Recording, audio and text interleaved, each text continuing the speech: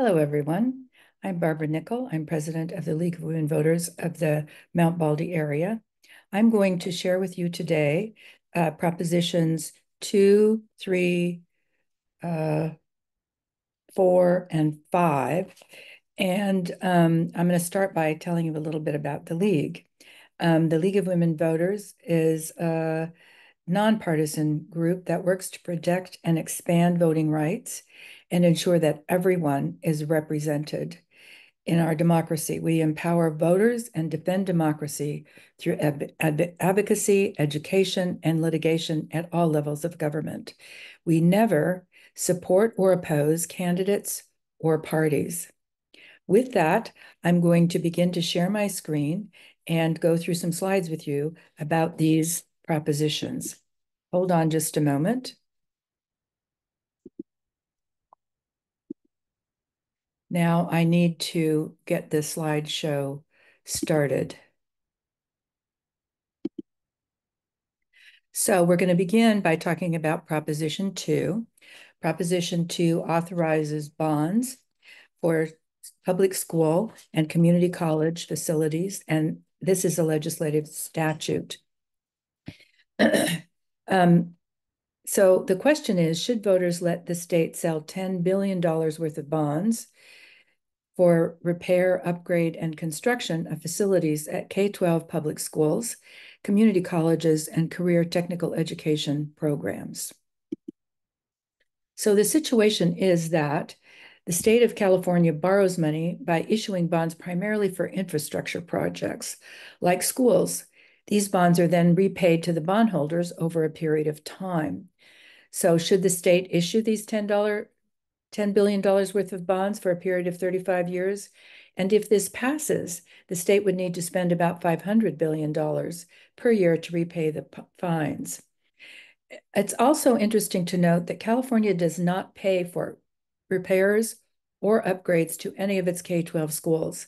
About 41% of this bond will go for the construction of K-12 school facilities. Another 31% will go for upgrades to existing facilities, including modernization of security systems.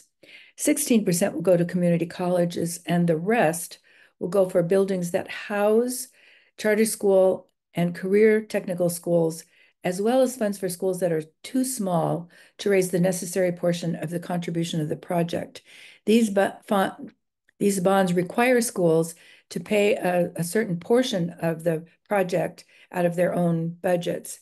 And there are many schools that need lots of repair that cannot afford that. So this bond would help those. So it's important at this point to note that arguments for or against any measure on the ballot are made by the people who support or oppose them. They are not our arguments, and you will have to judge for yourself the truth of those arguments. So in this case, supporters say that the bonds will help pay for badly needed repairs and security improvements, thereby making schools and colleges safer. Some of that improvement includes technical support structure, which tends to make the schools safer.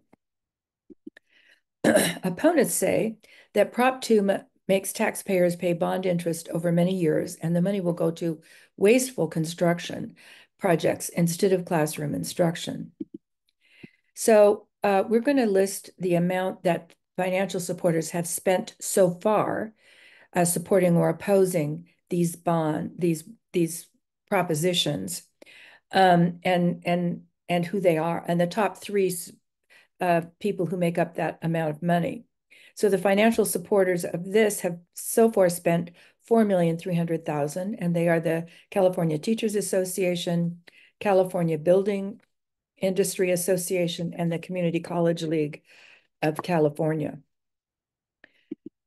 Financial opponents have not spent any money, and the only opponents are the Howard Jarvis Tax Association. Moving on to Prop 3.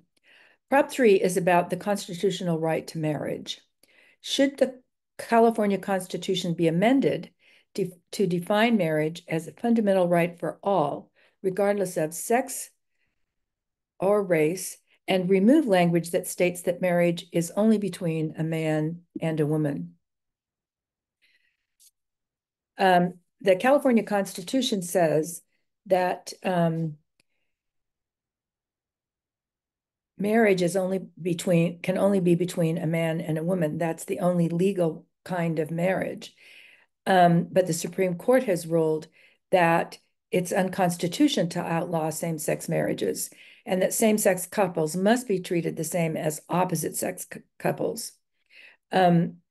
So the proposal is to amend the Constitution to enshrine marriage equality regardless of gender, sexual orientation, or race. There are no fiscal effects of this proposition.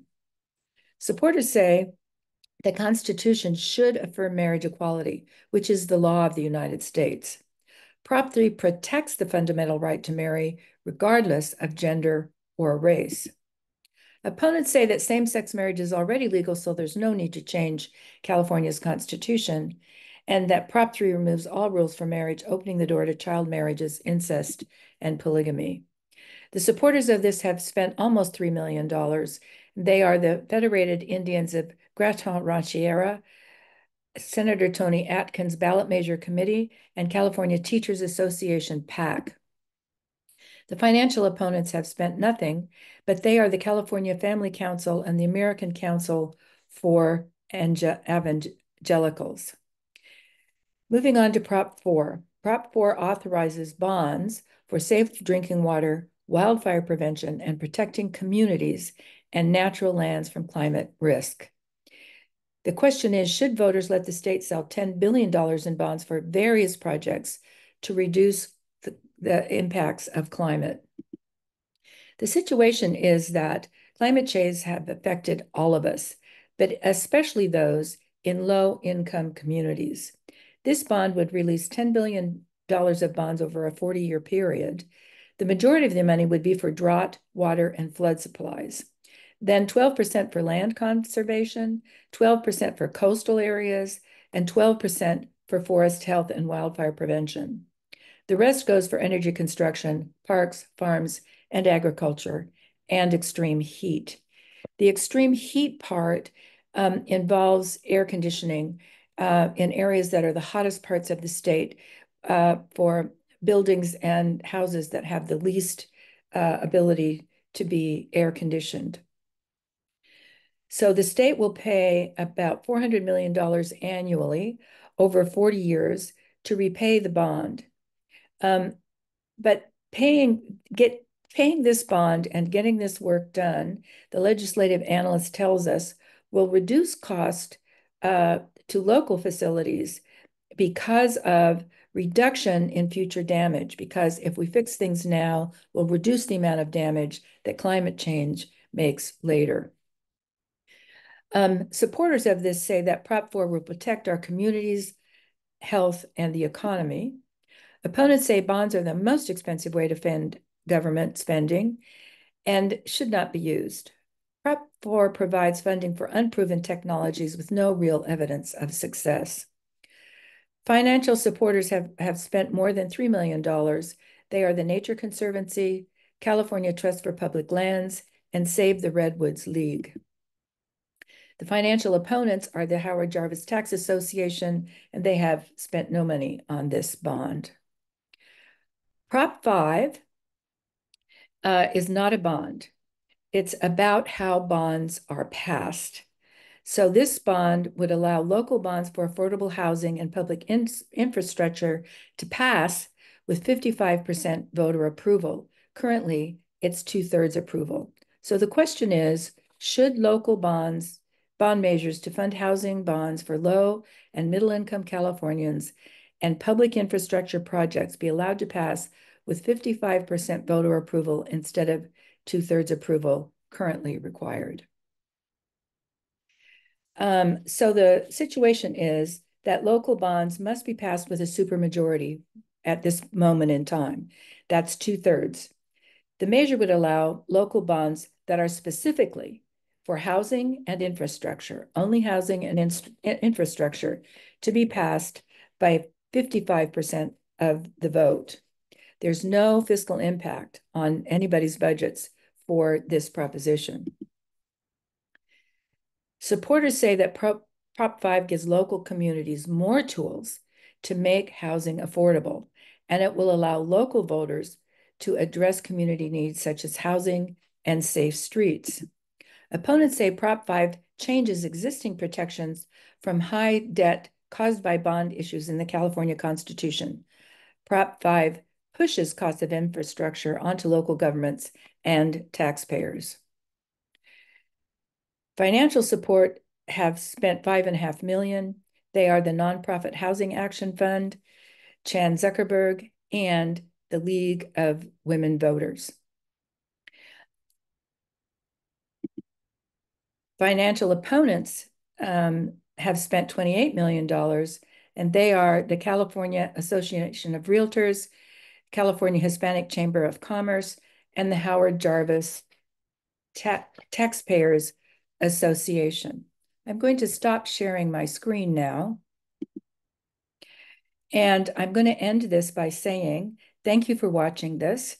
And we will have 3 more videos on our website and on our YouTube channel that you can go to listen and learn more about the rest of the populations.